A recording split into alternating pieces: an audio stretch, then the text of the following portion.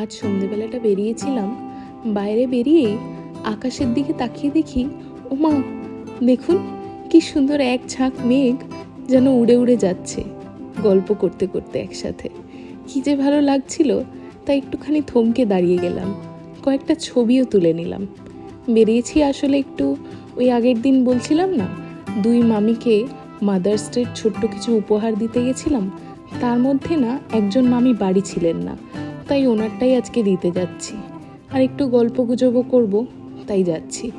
এই বাড়িটায় দেখুন কি সুন্দর ফুল হয়েছে গাছটায় যেন পাতা কম আর ফুল বেশি। চাঁদটা দেখুন আজকে কি সুন্দর লাগছে না? আমার না এসব চাঁদ তারা গাছপালা ভীষণ অবসেশন।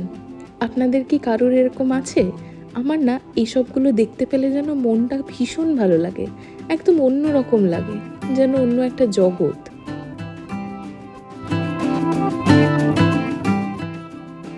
চলুন, হয়ে গেছে, বেরোতে বেরোতে বেশ অনেকটাই রাত হয়ে গেল, প্রায় 10টা মতো বাজে।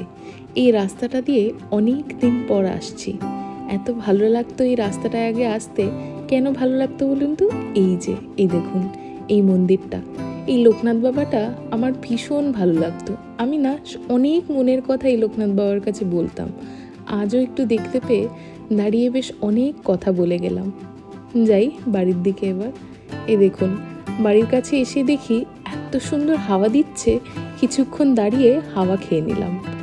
বাড়ি ঢুকতেই দেখি ইনি বেশ ঢুলু ঢুলু চোখে তাকিয়ে আছেন আমার দিকে, তাই ওনাকে একটু আদর করে আমি একটু চা খেয়ে ঘুমোতে চলে গেলাম। আপনাদেরকেও জানাই শুভরাত্রি, টাটা।